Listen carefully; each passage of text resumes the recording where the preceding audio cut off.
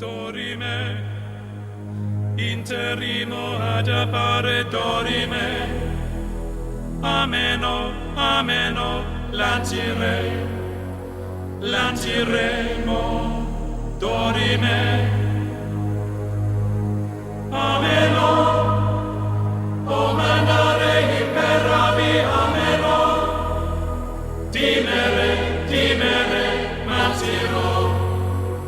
matiremo, ameno.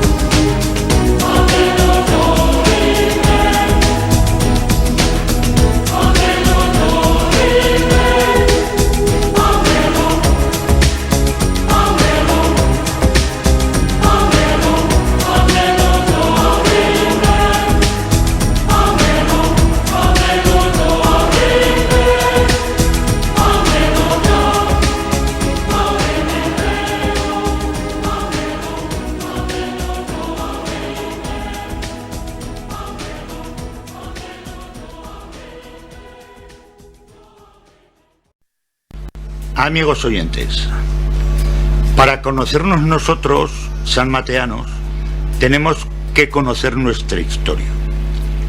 Esta es muy antigua, mejor dicho, antiquísima. Cuando el Padre Ebro era mar, cuando los Pirineos eran una llanura, cuando en el centro de esa inmensa planicie de tierra y agua no existían más que animales que hoy la imaginación no podría describir, ahí, en medio de esa desolación, hace 19.820 años, ya se erigía un centro cultural llamado Uta Clan Juan, actualmente San Mateo de Gállego, con sus casas, servicios domésticos, lavateros, guardadeletes, salazucareros y muchísimos más utensilios que hoy, gracias a Dios, no hemos podido encontrarles utilidad.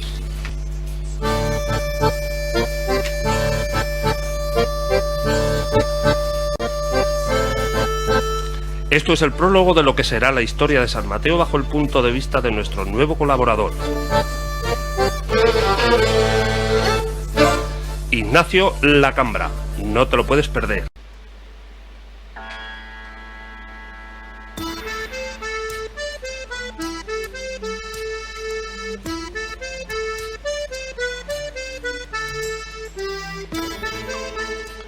Es la hora de la historia de San Mateo.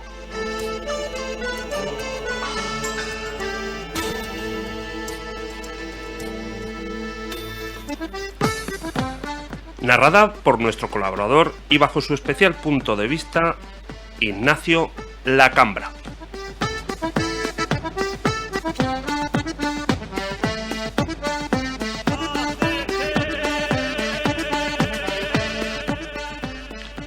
Muy buenas, queridos radioyentes. Queremos desde hoy hacerles partícipes a ustedes desde sus casas y junto al equipo de Radio San Mateo de una forma nueva, distinta y sobre todo sin color, de ver la historia de nuestro pueblo a lo largo de unas semanas. Comenzamos.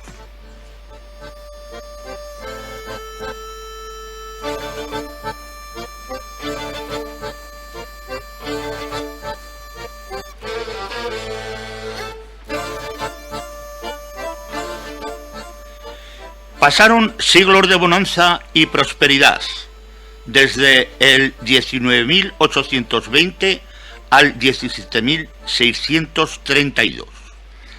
Pero de improviso, de la noche a la mañana, llegaron los años oscuros. Ya lo habían vaticinado los augures del pueblo. Hechiceros los llamaban los poblados de alrededor del nuestro. Este, más formado, los denominaba con el extraño nombre de médicos de medicina general, que, a pesar de su grandilocuente título, nunca pudieron superar ni la clientela ni la eficacia de los anteriores. Los años oscuros comenzaron cuando los hielos se apoderaron de la mayoría del continente. La mayoría de animales también sucumbieron. Una gran civilización desapareció en medio del gran océano, a pesar de tener en su poder la gran teoría que los hubiese salvado y que reza así: cuando veas zopilotes volar, seguro que has visto un zopilote.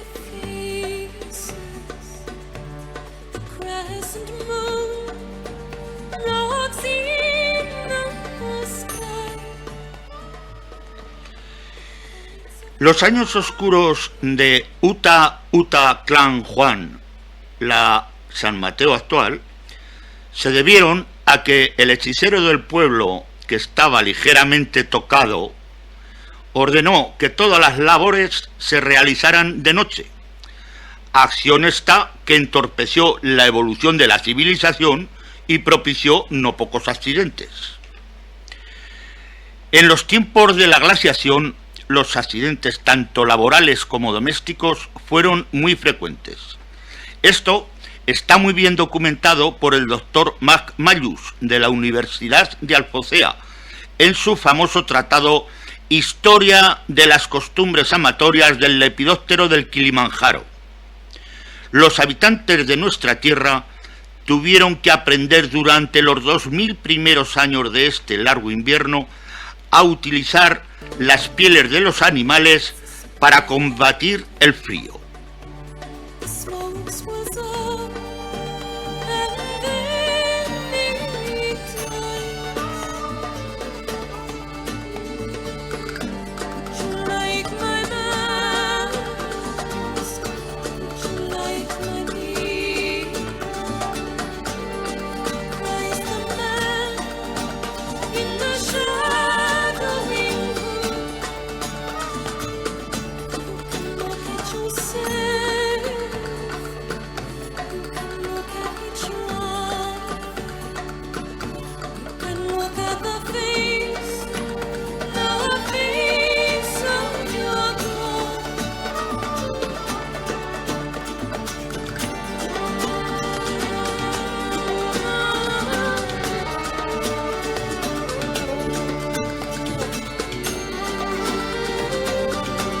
Se aprovecharon los animales con los que convivían: el tigre dientes de sable, el león de cornucopia y el leopardo de pene largo.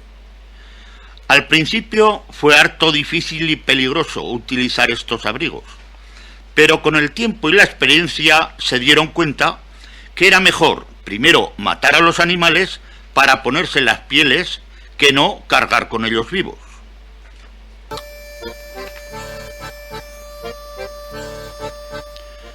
Continuará.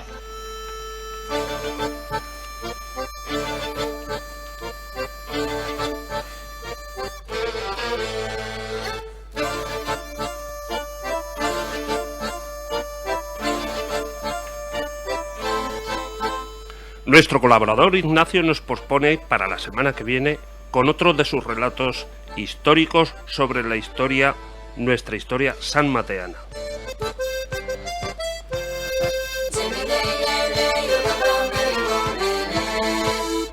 Te esperamos aquí, en Radio San Mateo, tu nueva radio local.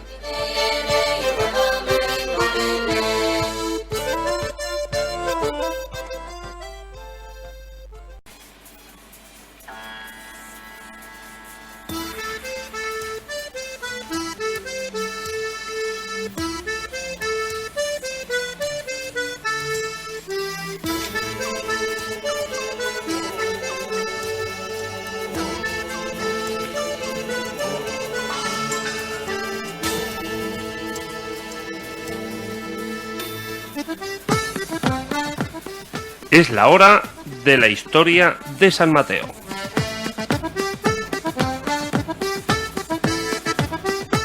Narrada por nuestro colaborador y bajo su especial punto de vista, Ignacio Lacambra.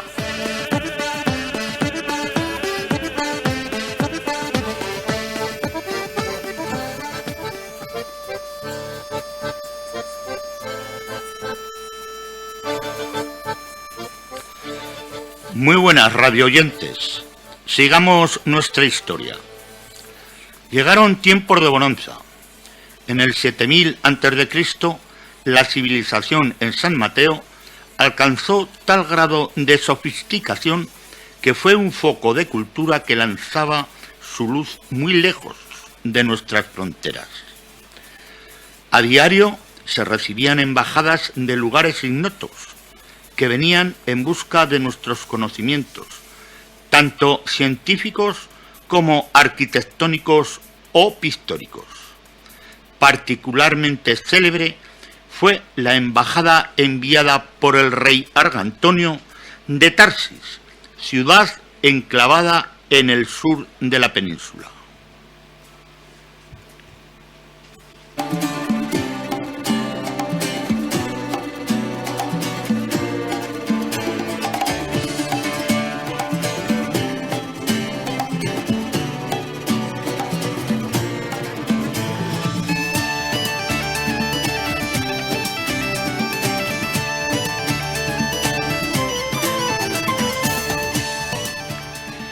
Este reinaba sobre un gran territorio sureño, pero carecía de fortificaciones en sus ciudades y no poseían el arte sofisticado de la escritura, asunto que aquí ya se dominaba. Pedía a Argantonio que se le enviaran 2 hombres duchos en estas artes para ponerlos al frente de sus hombres y poder comenzar las obras de remodelación de su reino. El Consejo de Ancianos deliberó largo y tendido durante 5 minutos y vio la ocasión propicia de desembarazarse de 2 personajes de la población, por otra parte un incordio para todo el pueblo. El nombre de uno de ellos era Juan Chingao. Tenía la piel ligeramente amarilla y los ojos extrañamente oblicuos. Este tenía la rara pretensión de dotar a San Mateo de una muralla interminable. El otro tenía la manía de ir pintarrajeando las paredes con símbolos como ojo, pluma, hombre raro, halcón, etc. Su nombre era Tut Juan Mac Mon. Este había descubierto un extraño material llamado fafel, que provenía del fafiro. La P no se utilizaba todavía, exceptuando en papanatas y patata. Además, estaba obsesionado con la construcción de enormes cubos que sirvieran de túmulos mortuorios.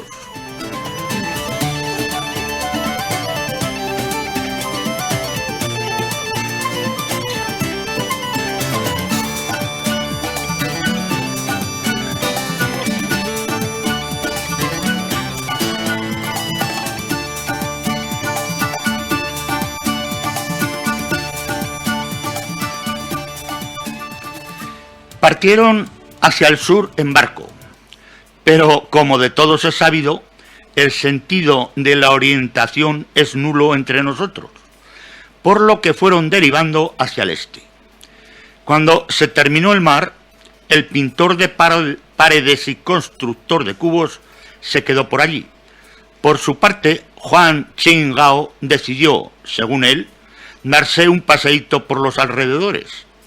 Así lo narra el doctor McManus en su célebre libro Historia de las costumbres amatorias del lepidóptero del Amazonas.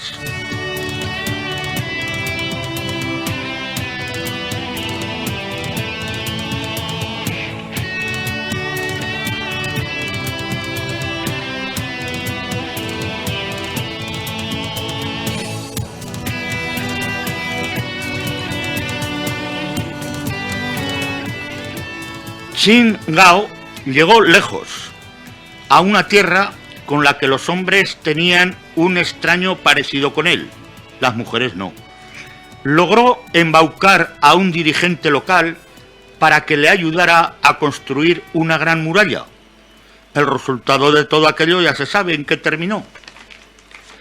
Por su parte, el pintor arquitecto Tut Juan Mac Mon se quedó en la desembocadura de un gran río llamado Ni lo intentes cruzar, aunque los aborígenes lo denominaban Nilo.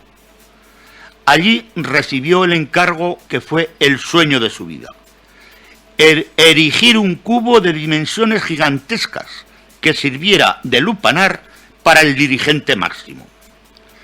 A punto de comenzar las obras, hubo unas cosechas pésimas de cebollas y rábanos, que hizo caer la producción de bloques de granito y provocó un desfase presupuestario. Y es que nada hay nuevo bajo el sol. La solución fue el hacer una mole de piedra en forma de cuadrado y que, conforme se elevaban las paredes, éstas se iban inclinando hacia el interior, resultando que cada cara formara un triángulo y que se uniera en las alturas con las otras tres. Una pirámide, vaya.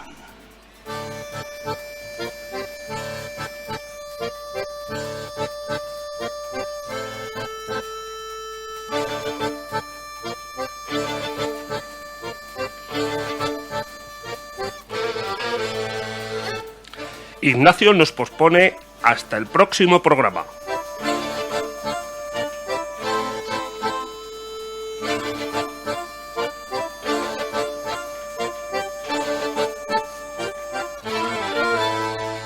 Te esperamos aquí, en Radio San Mateo.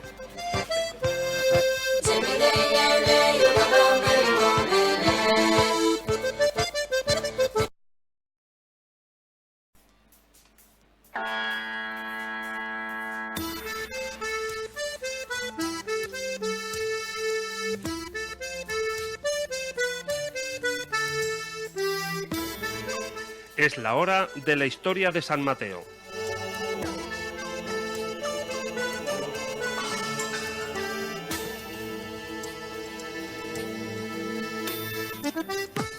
Narrada por nuestro colaborador y bajo su especial punto de vista, Ignacio Lacambra.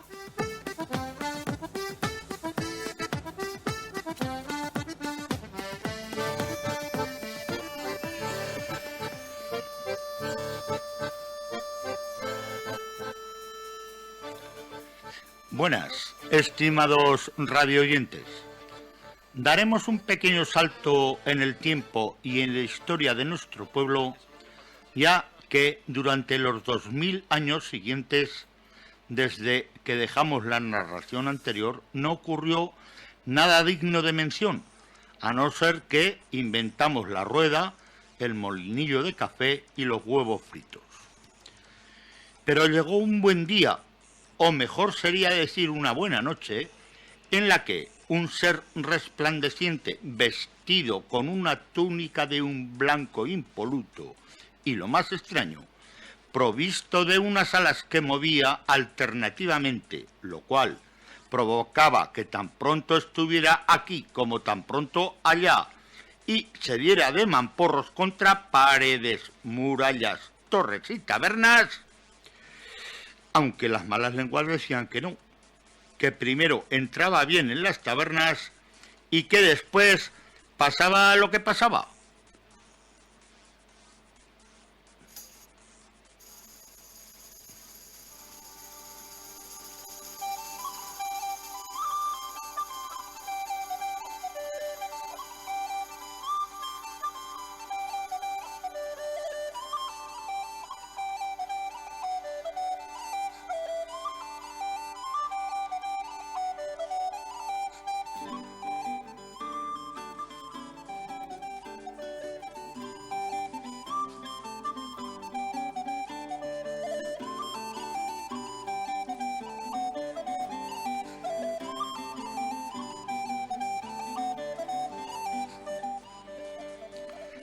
Este ser se presentó a los guardianes de animales ovinos rodeados de lana, uséase ovejas, y les anunció que había nacido el tan esperado Mesías, que, como de todos es sabido, tenía que nacer en San Mateo, pero había decidido nacer en Belén debido a su mejor climatología y a las vistas al mar de Tiberíades. Una muestra más de la humildad del Mesías, que en vez de nacer en San Mateo, prefirió nacer en Belén. Dionelius Sirius y Jesús Malus, así se llamaban los pastores, contaron al consejo de ancianos la visión y el mensaje del extraño ser. Estos, tras comprobar que no habían abusado del jugo de la vid fermentada, uséase vino, concertaron en mandar al gran mago una embajada con múltiples regalos. Elegir los regalos fue harto difícil. Unos querían darle oro, otros incienso, y un tercer grupo propuso enviarle mirra, debido al gran excedente de producción del año anterior de este producto, que antes, igual que hoy, nadie sabe para qué demonios sirve. El gran reproductor, título honorífico que recibía el anciano con más descendencia, dijo que no nos andáramos con zarandajas, que lo que necesitaba el niño era leche en polvo, varios ositos de peluche y polvos de talco para el culito. Así provisto, el gran mago partió hacia Oriente. Pero, como de todos es sabido, el sentido de la orientación entre nosotros es nulo. Así que fue derivando hacia el sur, y más hacia el sur, y todavía más hacia el sur. Al cabo de 4 años, se recibió noticias del gran mago que informaba a los ancianos que había recalado en una isla que había bautizado como Zanzíbar, pequeña San Mateo en el argot local, y que una de dos, o Belén lo habían cambiado de lugar o él estaba más perdido que una monja en un lupanar.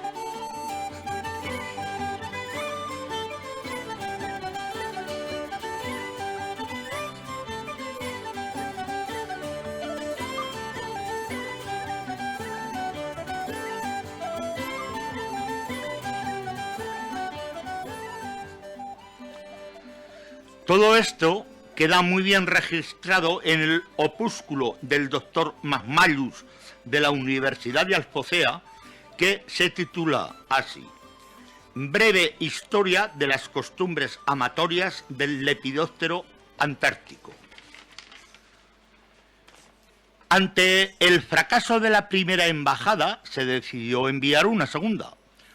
Esto provocó un gran conflicto interno, ya que un grupúsculo de exaltados denominados los de la Jeta o los del RH negativo querían encabezar la embajada, pero los ancianos decidieron expulsarlos del pueblo y que fueran a poblar un territorio de nuestros dominios lo bastante lejanos para que nos dejasen tranquilos. A estos, cuando llegaron, los aborígenes del terreno los bautizaron como los Utu Gran Putus, los tontos del culo en sanmateano antiguo, y sus descendientes, Arzalus y Barrechus, etcétera, aún no han podido desmentir aquel apelativo. Así y con todo, la embajada se formó y se puso al mando de ella a un personaje famoso de nuestro pueblo, conocido como el Ceramicus, y de nombre Fernandus Pessimus. Este recibió el encargo explícito de ir directamente a Galilea, pero que si quieres, Petra, se presentó en la península itálica y quiso conocer de cerca la famosa ciudad balneario de Pompeya. Nadie sabe a ciencia cierta qué ocurrió después, solo que Fernandus Pessimus subió al antiguo volcán que llevaba dormido más de 10.000 años y no se sabe cómo en pocos minutos armó la de San Quintín. El resultado ya se sabe: dos grandes ciudades, Pompeya y Herculano, se fueron al garete. A los pocos meses se presentó en San Mateo, miraba al cielo y silbaba como diciendo: a mí que me registren. Pero los ancianos lo llamaron a capítulo y lo encontraron culpable de ciudadicidio y fue expulsado del pueblo y condenado a vivir en un paraje apartado llamado entonces Sasus.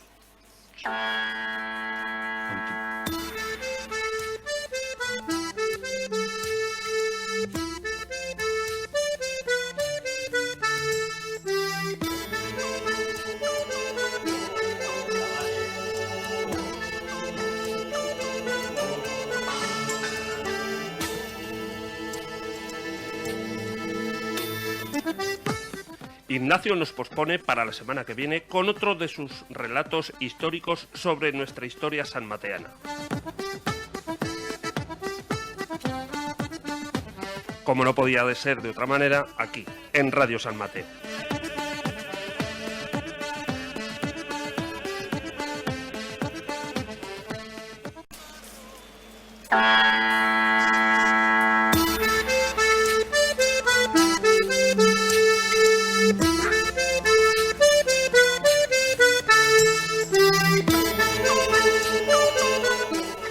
Es la hora de la historia de San Mateo.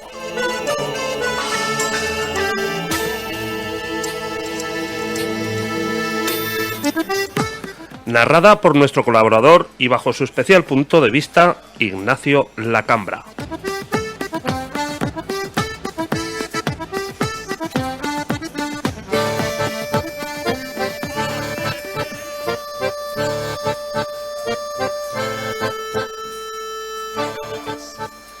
Buenas, estimados radioyentes. Vamos a seguir con nuestra narración.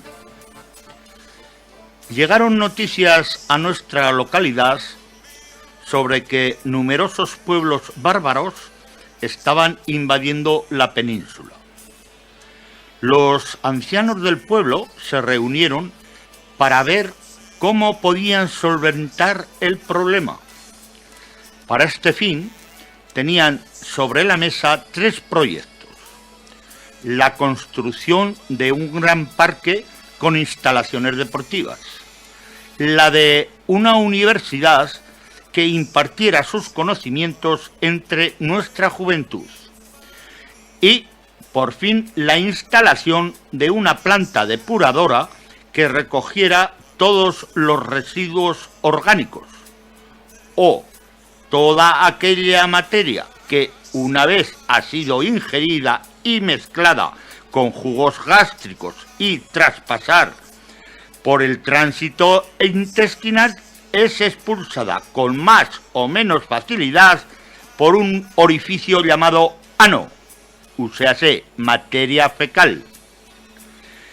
Los ancianos, tras debatir el tema largamente durante 2 minutos, optaron por la tercera opción, úsese la construcción de una gran depuradora. Creían estos que el olor nauseabundo, pestilente, repugnante y asqueroso que ésta despediría haría desistir a aquellos pueblos invasores de entrar en el nuestro. Y vaya que si lo consiguieron. Todo el pueblo, desde lo alto de la peña, vio cómo los invasores atacaban los poblados de alrededor, sin osar entrar en el nuestro.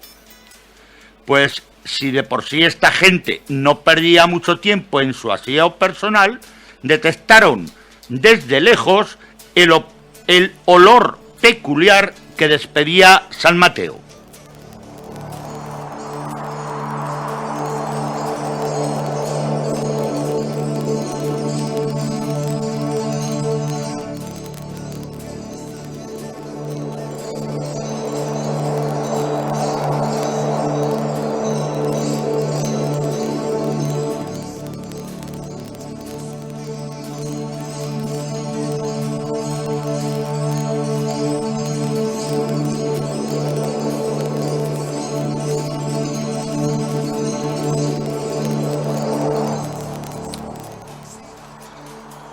Los bárbaros otra cosa no sabrían hacer, pero invadir lo hacían a conciencia y lo hacían de una forma extraordinaria. Era un gozo ver cómo invadían. Invadían por aquí, por allá y por acullá. No dejaban títere con cabeza. Desde la peña, el populacho jaleaba al grito de «olé, olé» toda aquella carnicería. Esta experiencia sirvió siglos después cuando otro pueblo proveniente del sur pretendió entrar en la península. Estos dominaban muchas artes: arquitectura, música, el de la navegación y sobre todo el gastronómico. Pero tenían un defecto, y es que invadir, de lo que se dice invadir, no sabían lo más mínimo. Por todo esto, los dos grandes adalides de este ejército, llamados Tarik y Musa, decidieron hacer llegar una embajada ante los ancianos de nuestro pueblo, pidiendo que les enviáramos a alguien ducho en estos menesteres. Estos ancianos decidieron enviar a uno de ellos, uno llamado Julián, que no es que dominara el arte de la invasión, pero tenía a todo el mundo aburrido con sus manidas historias sobre las batallitas de juventud, todas ellas ficticias. El consejo, repasando los anales de la historia de nuestro pueblo, descubrió con sorpresa y estupor algo que de todos es sabido, y es que el sentido de la orientación entre nosotros es nulo. Se encontró toda documentación sobre las anteriores embajadas fallidas en un librito del profesor Magmallus, titulado Breve Historia de las Costumbres Amatorias del Lepidóptero Ártico.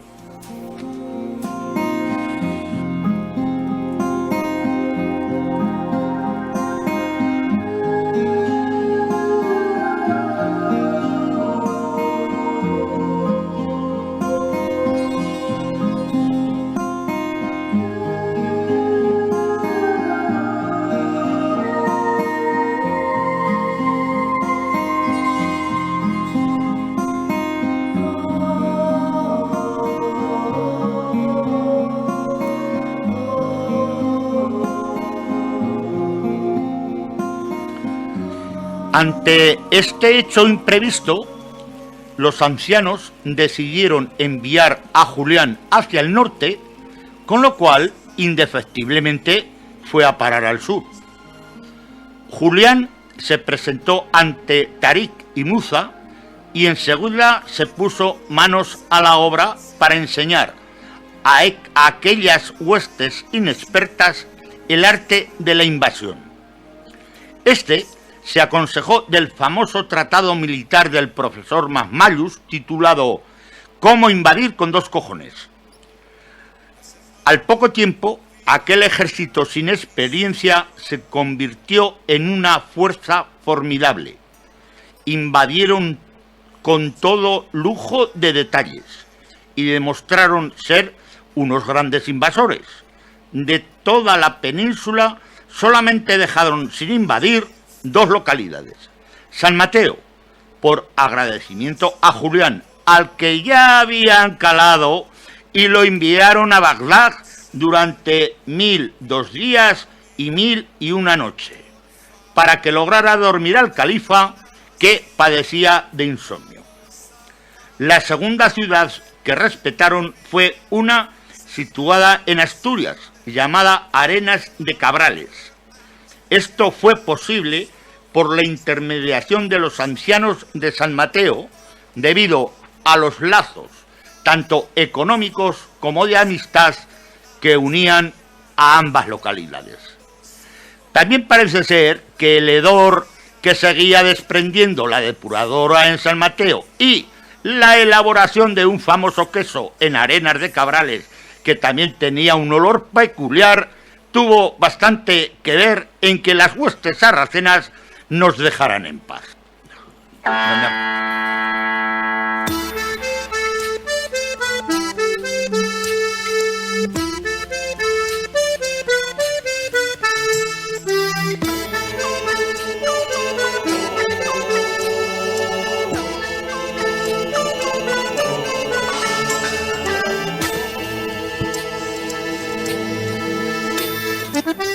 Ignacio nos pospone para la semana que viene con otro de sus relatos históricos sobre nuestra historia sanmateana.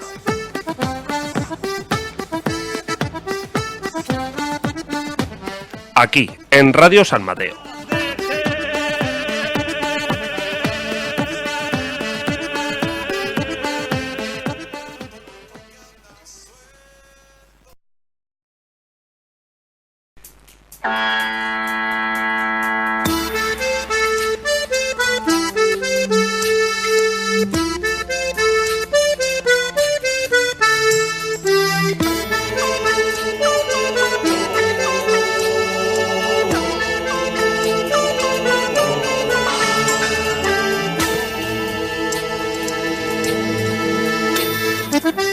Es la hora de la historia de San Mateo.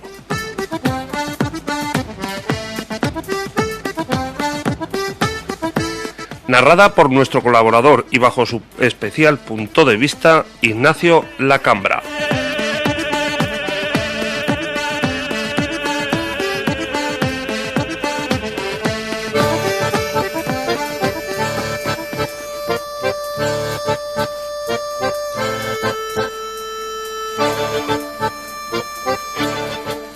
Buenas, queridos radioyentes. La historia de nuestro pueblo nos conduce a una gran fecha, 1212. Hasta allí nos llevó el hecho de que los sarracenos se llevaran en prueba de su misión las mujeres más bellas, no de San Mateo, que merced al tratado de Julián el Magnífico, lo llamaban los moros, todavía seguían respetando la localidad, sino la de las poblaciones de alrededor, con lo cual no quedaban para celebrar las fiestas más que los adefesios. Esto produjo una reacción en cadena.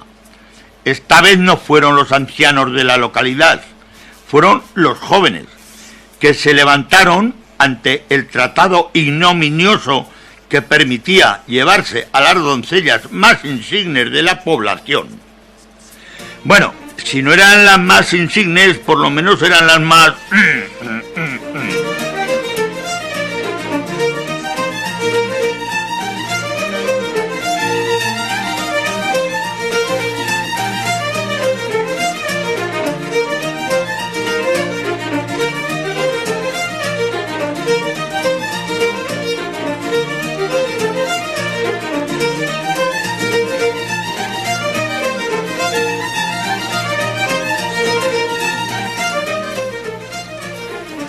Ante todo esto, nuestro adalid local llamado Sebastianus Fortus, encargado del adiestramiento de nuestras fuerzas locales, ante el requerimiento de los ejércitos de las otras zonas vecinas a las nuestras, se propuso ayudar a estos para librarles de tan bochornoso pago. Nadie pudo hacer más que las huestes de San Mateo en aquella famosa jornada que se llamó las Navas de Tolosa. Corría el año 1212. Una coalición de reyes cristianos estaban copados en una encrucijada de caminos. Los moros estaban pendientes de todos sus movimientos. Los cristianos rodeados por todos los lados. ¿Por todos los lados? No. Estaban copados por todos los lados menos por uno que se llama istmo. Esto está muy bien documentado en el famoso libro del profesor Masmayus titulado Historia amatoria del lepidóptero del río Amarillo. La intervención de las fuerzas de San Mateo trajo una serie de consecuencias de alcance inigualable, a saber, la victoria de las fuerzas cristianas sobre las sarracenas, debido a que uno de nuestros famosos almogávares descubrió un camino por el cual se pudieron infiltrar las fuerzas aragonesas y dar al traste con todas las fuerzas sarracenas.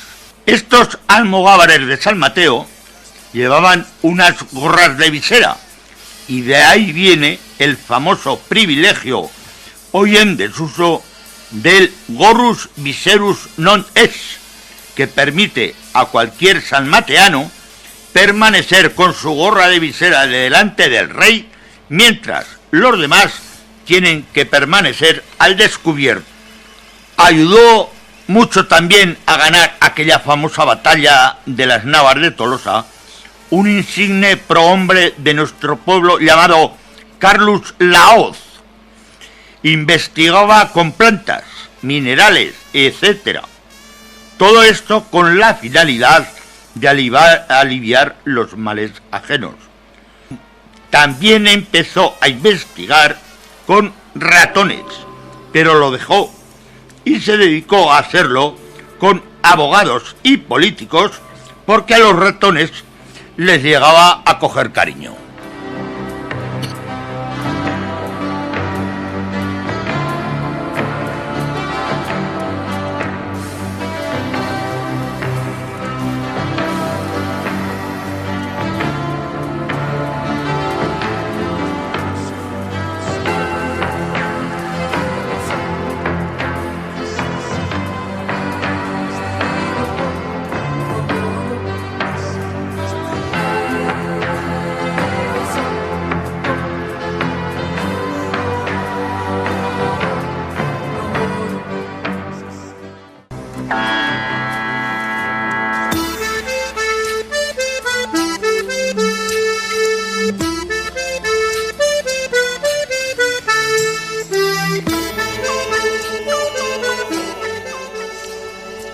Entramos ya en la historia escrita y documentada de nuestro pueblo.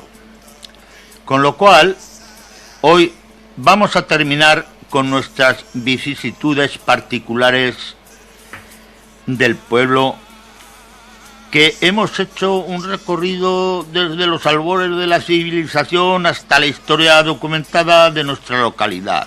Hemos llenado una laguna histórica que, si bien ha sido peculiar, tampoco ha sido desmentida.